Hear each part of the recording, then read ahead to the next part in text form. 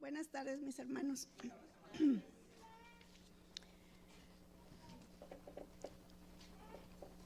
Les voy a invitar a abrir la palabra de Dios en San Lucas, el capítulo 14. De ahí de donde fue la lectura bíblica.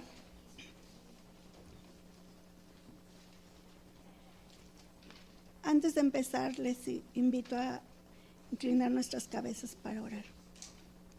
Amante y cariñoso Padre Celestial, te pedimos en esta hora que tu Espíritu Santo nos dirija al abrir tu palabra, que esté en las mentes y en los corazones de cada persona aquí presente, para que también cada uno podamos asimilarlo y sobre todo aprender el mensaje que tienes para nosotros y ponerlo en práctica. Bendice a las visitas en esta hora en una manera especial, porque en Jesús, tu Hijo amado, te lo agradecemos. Amén. Bien, mis hermanos, en Lucas 14, la lectura bíblica nos habla, leímos el principio de una parábola de Jesús, ¿verdad? Cuando Jesús les comenzó a contar de una parábola de un hombre que hizo una gran cena y convidó a muchos. Pero vamos a hacer un poquito de historia para ubicar el entorno de esta situación de la parábola. Vamos a empezar desde el versículo 7. Dice: observando cómo escogían los primeros asientos a la mesa, se refirió a los convidados una parábola diciéndoles. Esta situación se ubica en una invitación que le hicieron a Jesús para una cena especial que se le estaba invitando a Jesús. Y Jesús, aprovechando la situación, ya saben que Jesús siempre aprovechaba cualquier oportunidad para dar lecciones de vida, para vida eterna. Así es que, como vio Jesús que llegaban los convidados y buscaban los primeros asientos a la mesa, les refirió esta parábola. Pero ¿cuántos de nosotros no hacemos eso?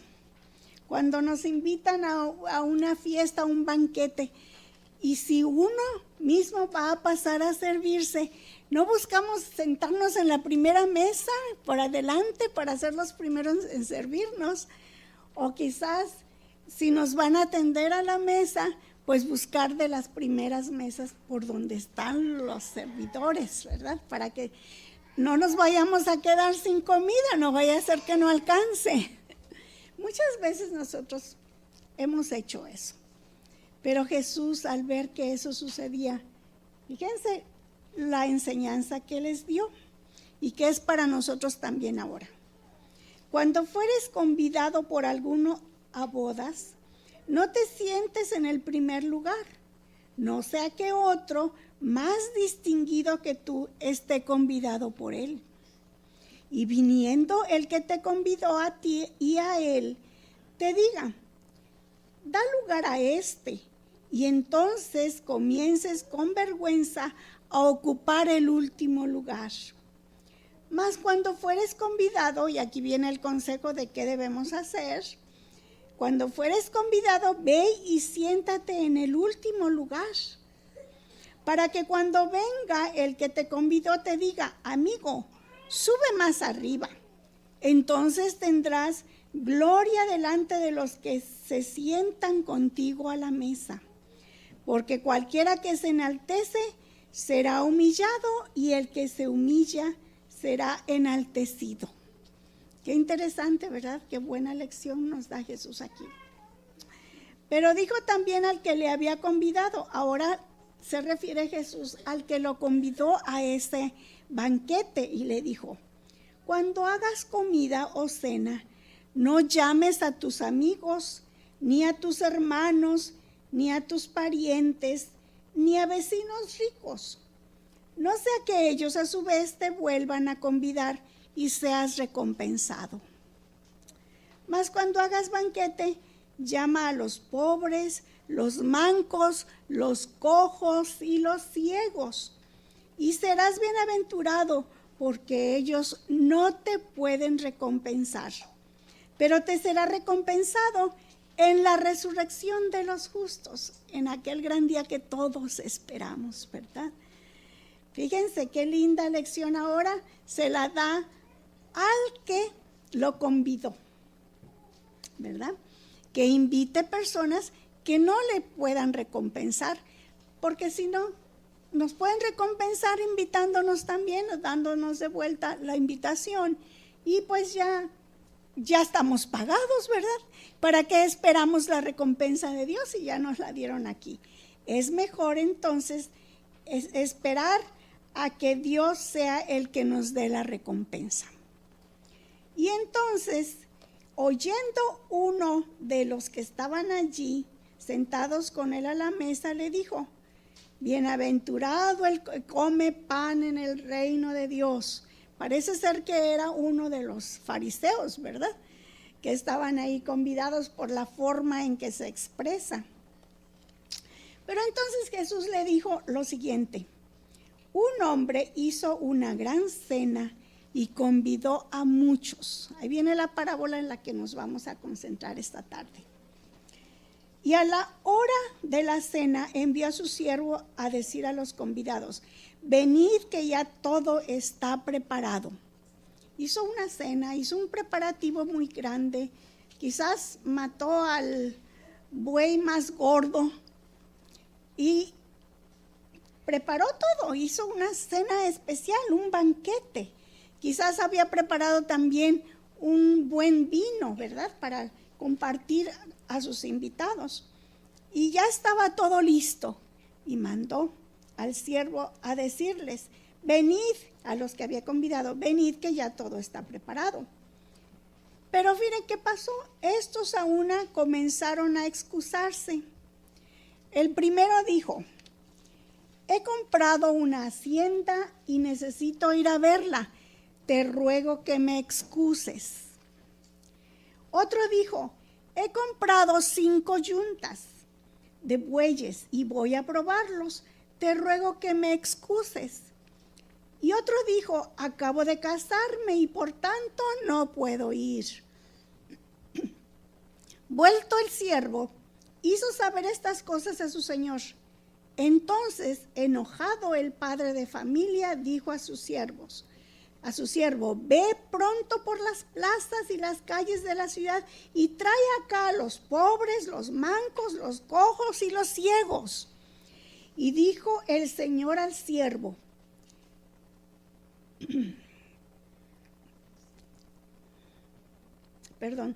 Y dijo el siervo: Señor, se ha hecho como mandaste y aún hay lugar.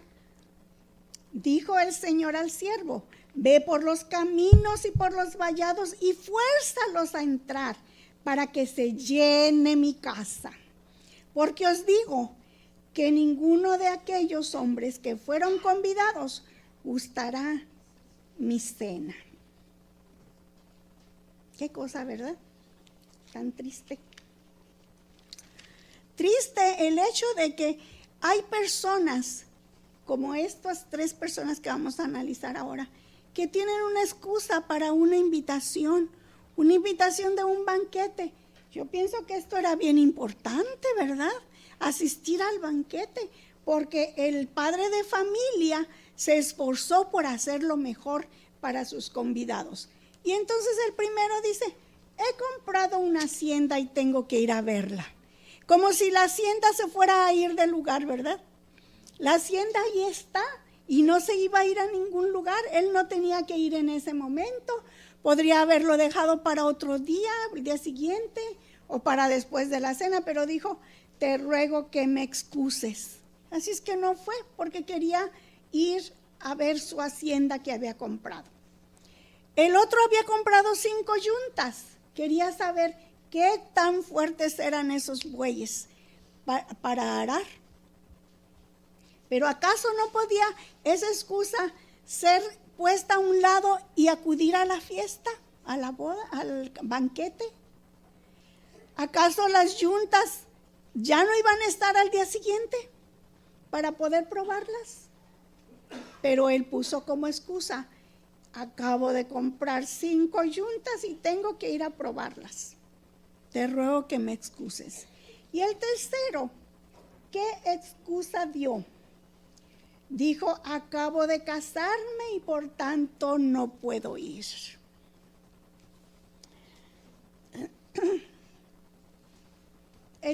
Él dice que aquí que el padre de familia se enojó. Se enojó porque lo habían desairado, ¿verdad? Pero lo peor de todo es que esas excusas eran poco ¿cómo se dice? Valideras, ¿verdad? No tenían mucho valor. Y por eso quizás él se molestó tanto que le dijo a su siervo: ve entonces y tráeme a los pobres, a los cojos, a los mancos, a los ciegos, y que se llene mi casa. Y fue el siervo y trajo a todos los que encontró, que le decía su maestro, su amo, con estas características. Y fue otra vez y le dijo: pero ya lo hice y todavía hay lugar. ¿Y qué dijo el padre de familia? ¿Qué le dijo? Ve entonces por los caminos, a los que no conozcas, ve por los caminos, por los vallados, y fuérzalos a entrar, quiero que mi casa se llene. Y luego, el último versículo de la parábola, Jesús se dirigió a los que estaban ahí presentes y les dijo: pero os digo que ninguno de aquellos hombres que fueron convidados gustará de mi cena. Se dirigió entonces a las personas que estaban ahí. Las excusas que dieron son cosas. El primero y el segundo siervo son cosas, ¿verdad? Cosas que nosotros obtenemos. La hacienda que había comprado, la hacienda, y luego que había comprado 5 yuntas, son cosas. Y el tercero trataba de relaciones. Y nosotros podemos poner excusas así sobre ciertas cosas o sobre relaciones. Y acuérdense que Jesús había dicho o dijo también, dice enseguida aquí en este mismo capítulo, que si alguno viene a mí, el versículo 26, y no aborrece a su padre y madre y mujer e hijos y hermanos y hermanas, y aún también su propia vida, no puede ser mi discípulo. Entonces las relaciones las tenemos que poner a un lado y poner en primer lugar a Cristo Jesús. Las excusas de que no puedo atender al llamado que Jesús me hace, porque tengo que cuidar a mi mamá, porque tengo que ir a buscar a mis hijos a esa hora, porque tengo que, no es digno de seguir a Jesús. No es digno de ser mi discípulo, dijo Jesús. Hermanos, la invitación está hecha. Y si nosotros no acudimos al banquete, porque el banquete no se va a posponer. El banquete, cuando esté listo, hay que estar allí para acudir a él. El banquete no se va a posponer, de modo que si nosotros ponemos excusas, otro va a ocupar el lugar nuestro de ese banquete. ¿Quieres tú acudir al banquete y escuchar y acudir a la invitación de Jesús?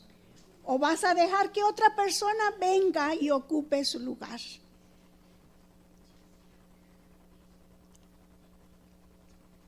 Las personas que fueron invitadas no fueron al banquete. Entonces nos incluye a nosotros, los pobres, los ciegos, los cojos, todos estos somos nosotros, los gentiles. Porque acuérdense que la invitación, toda la salvación venía de los judíos. ¿Se acuerdan de la samaritana? Ella dijo, porque yo sé que la salvación viene de los judíos. Y ellos fueron los primeros invitados. Nosotros entonces fuimos incluidos porque la invitación fue rechazada. Fuimos incluidos nosotros dentro de ese grupo de los caminos por los vallados para que vengan y se llene mi casa. Porque al volverse a los que lo estaban oyendo, Jesús le dijo a todos los demás que estaban ahí presentes y que estaban, según ellos, ahí porque son dignos del banquete, les dijo, porque os digo, y entonces se dirigió a los presentes, que ninguno de aquellos hombres que fueron convidados gustará mi cena. Invitó a todo el mundo, el padre de la familia que representa a Jesús, representa a Dios, el Padre y a Jesús. Invitaron a todo el mundo. La invitación es para todos. Y si no vamos nosotros es porque nosotros tomamos la decisión de no ir. Nosotros decidimos rechazar la invitación al banquete. Para estar en el banquete lo único que había que hacer era aceptar la invitación. Porque los que estaban en las calles y por los caminos y los cojos y los pobres no habían sido invitados primeramente. Pero después se les invitó y lo único que hicieron ellos decir, pues sí, vamos. ¿Verdad? Solamente tenían que aceptar la invitación para ser parte de ese banquete. Y nosotros, hermanos, eso es lo que tenemos que hacer nosotros para formar parte del banquete que Dios está preparando en el cielo para cada uno de nosotros. Aceptar la invitación es lo único que tenemos que hacer. Les invito a ir a Efesios, el capítulo 2.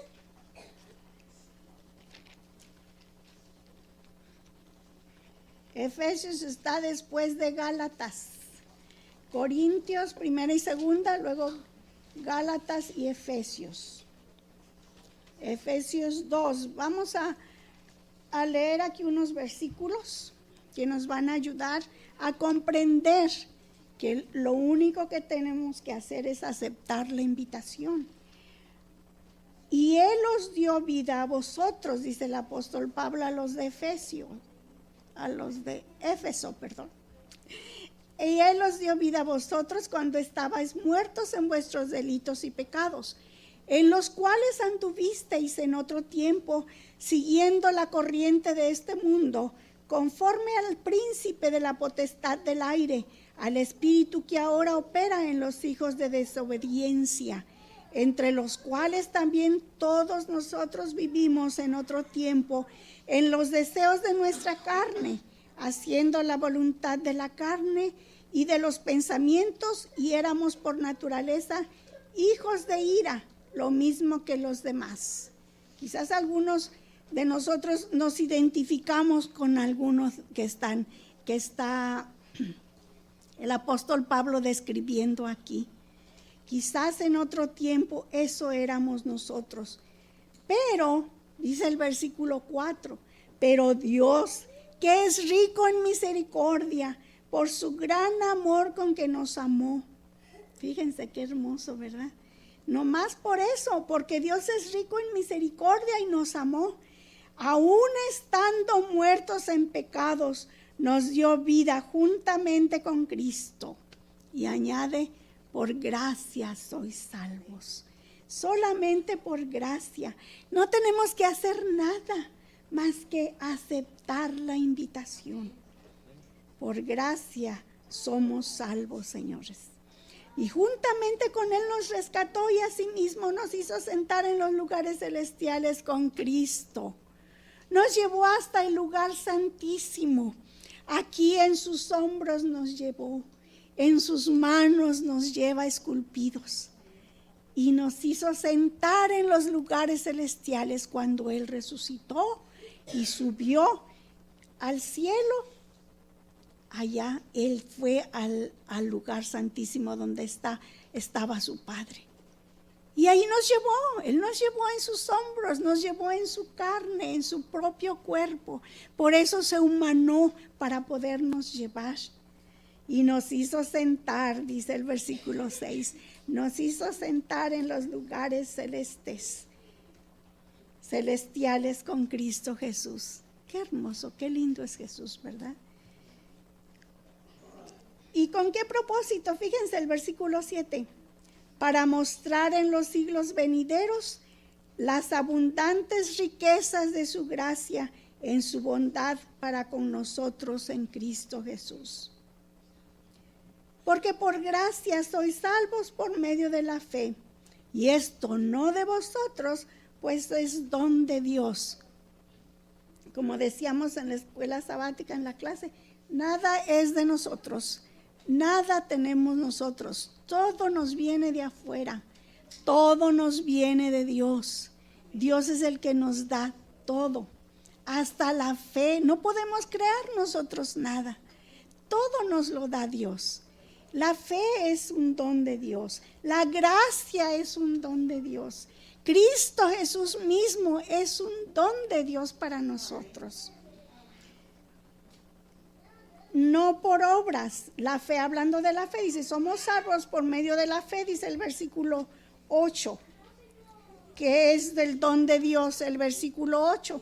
Y el versículo 9 nos dice, no por obras para que nadie se gloríe. Nosotros no podemos hacer nada. Por eso les decía anteriormente, solo aceptar la invitación. Para que nadie se gloríe, nadie diga, oh, yo hice esto, yo hice el otro y por eso es que Dios me salvó. No, mis hermanos, no hay nada en nosotros que nos haga merecedores de la salvación.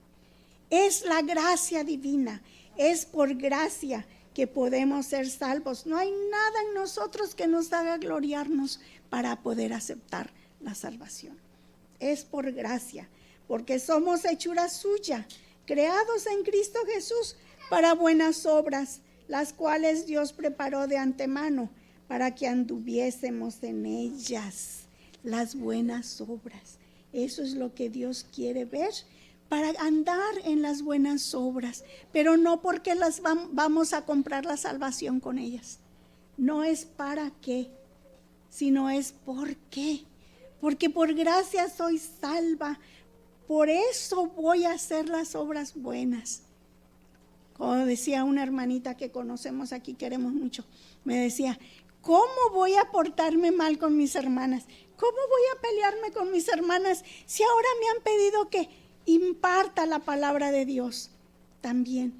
¿Cómo? No puedo, porque ¿cómo me voy a parar enfrente si estoy peleada con mi hermana? Es verdad, sí, porque Dios nos quiere con buenas obras. Dios quiere que hagamos buenas obras. Y ante esta invitación, vamos a ver qué dice Hebreos 2. ¿Qué vamos a hacer, mis hermanos? ¿Qué vamos a hacer con esta invitación? Hebreos 2 y el versículo 3.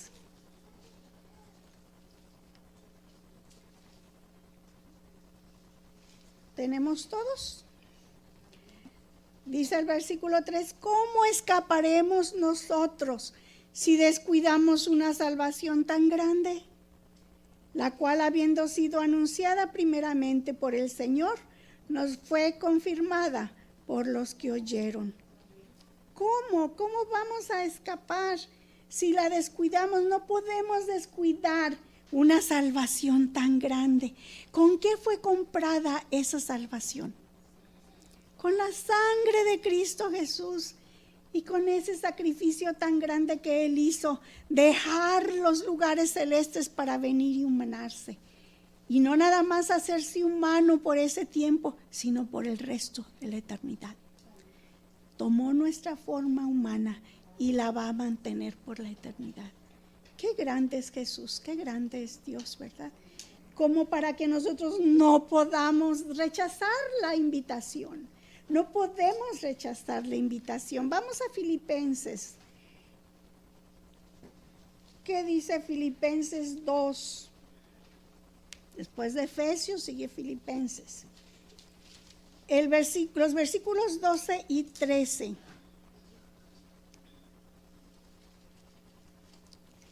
Por tanto, amados míos, como siempre habéis obedecido, no como en mi presencia solamente, sino mucho más ahora en mi ausencia. ¿Y qué suplica el apóstol Pablo? Ocupaos en vuestra salvación con temor y temblor. La hermana en gracia nos decía que Jesús viene y viene pronto. Amén. Hermanos, ocupémonos de nuestra salvación. ¿Cómo nos vamos a ocupar, a preocupar y a hacer algo por nuestra salvación? Acudiendo a la invitación que Dios nos hace, acudiendo a esa invitación que por gracia, que no nos cuesta nada, y buscándole todo el tiempo en oración, cada día, cada mañana temprano, antes que cualquier cosa, en oración y estudio de su palabra, para que podamos conocerle mejor, amarlo más. Mientras más conocemos a Jesús, más lo amamos, ¿cierto? Más lo amamos, amarlo más cada día y gozarnos en el estudio de su palabra. ¿Y qué dice el versículo 13? Porque Dios es quien obra en vosotros, quien produce así el querer como el hacer por su buena voluntad. Es Dios hasta el que nos da en nosotros el querer hacer. Es Dios, ni siquiera eso es de nosotros. Hasta eso, el querer hacer la voluntad de Dios, Dios no lo da, Dios no lo pone, nos lo implanta en nosotros. Fíjense, nada es de nosotros, ni siquiera el querer hacer su voluntad. Él es el que obra y nos produce tanto el querer como el hacer por su buena voluntad. Hermanos, ¿vamos a descuidar nuestra salvación? ¿Vamos a rechazar la invitación al banquete? Veamos Hebreos 10, adelantito del donde estamos. Estábamos en Filipenses, después de Timoteo, Tito, Filemón, sigue Hebreos. Hebreos 10. Vamos a empezar con el versículo 19.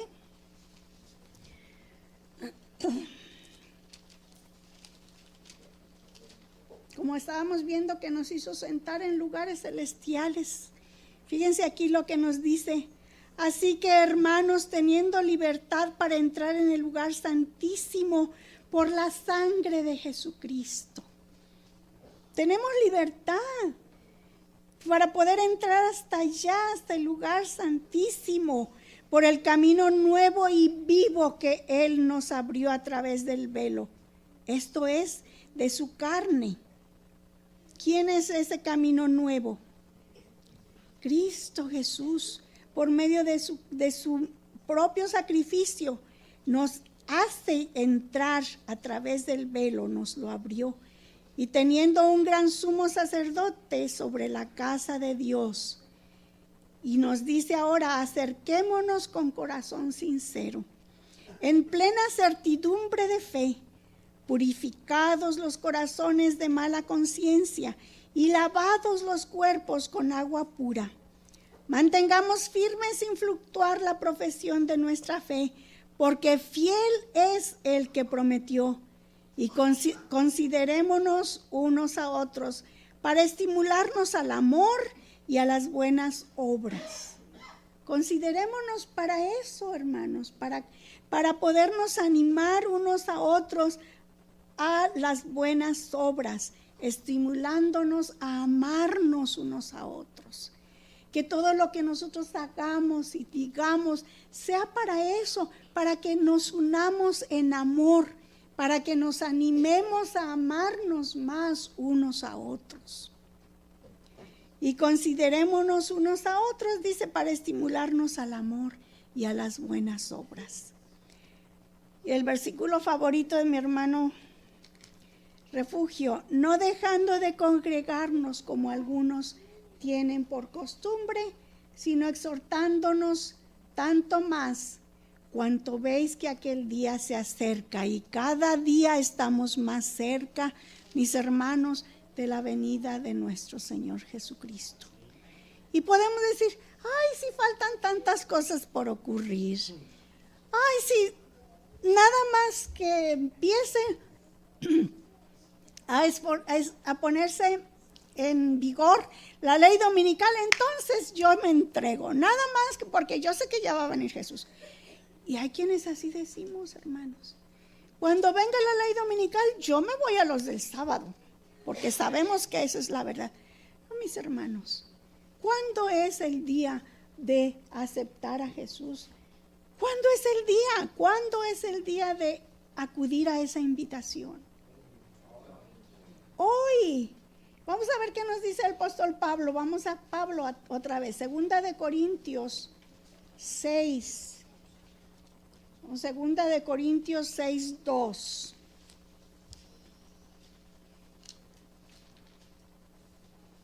¿Lo tenemos?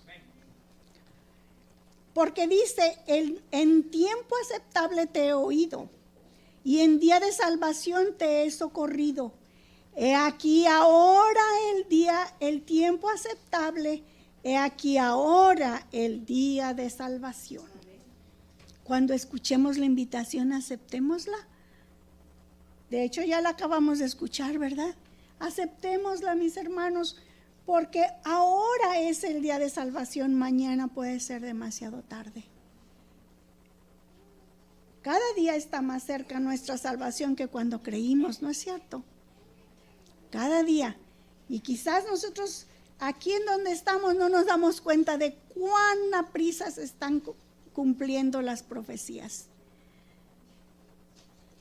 Ayer estaba en el internet viendo algunos mensajes en YouTube, algunos pastores, y yo decía, no, que tarda 2 horas no lo quiero oír, que tarda menos es el que lo voy a buscar para ver qué dice. Porque no estaba yo dispuesta a estar ahí desde las 9 hasta las 11 para escuchar 2 horas, por más que sea un buen tema, le dije no. Pero me llamó la atención, no lo vi porque tardaba más de 1 hora, me llamó la atención el título, decía ese sermón, el título era La ley dominical en el 2015 va a estar más fuerte. Algo así. Esas son mis propias palabras que se les estoy diciendo. Pero algo así decía, que en el 2015 la ley dominical iba a ser más fuerte. Estamos ya en el 2015. No esperemos que vengan tiempos mejores. No esperemos que pase algo específicamente deslumbrante para venir a Jesús. El día de salvación es ahora. Alguien le preguntó a un pastor, ¿qué tanto puedo esperarme para entregar a Jesús? ¿Cuánto tiempo más puedo esperar? Y el pastor le contestó, tú puedes entregarte a Jesús cuando tú quieras. Jesús está dispuesto a aceptarte y perdonarte. El día en que puedes entregar a Jesús lo más lejos, un día antes de que te mueras. Sí le dijo, un día antes de que te mueras, te entregas a Jesús y Jesús te acepta. Ay, pero yo no sé cuándo me voy a morir. Ah, ¿verdad? No sabes cuándo te vas a morir. Ahora es el día aceptable. Hoy es el día de salvación, mis hermanos. No hagamos a Jesús esperar con esa invitación para que no nos diga que ninguno probará mi cena. ¿Verdad que no queremos oír eso? Les invito a ir a Tito, con esto voy a ir terminando. Vamos a Tito, capítulo 2. Después de Timoteo sigue Tito. Sí. Primera y segunda de Timoteo, luego sigue Tito. Vamos al capítulo 3, los versículos 4 al 8.